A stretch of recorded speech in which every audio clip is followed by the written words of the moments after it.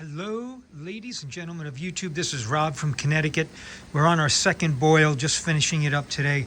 And here's a little tip for anyone who's getting into the hobby sugar making, maple syrup making, or if you're already in it, definitely set up your rig with a sight glass.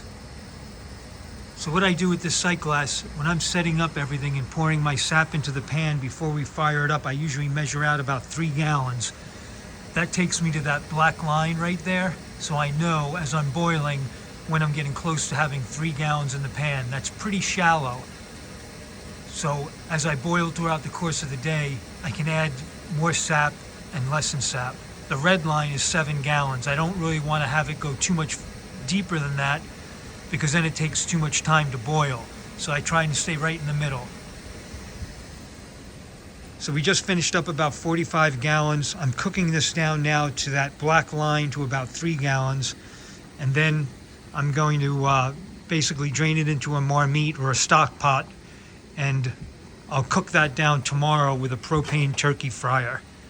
But that's just a little tip. Definitely get a sight glass. You can rig them your own or buy them.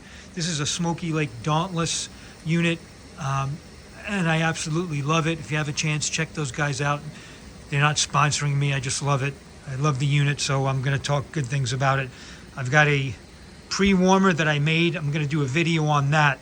That heats up all the sap that's going into the pan, so it keeps our boil nice and hot and keeps things going.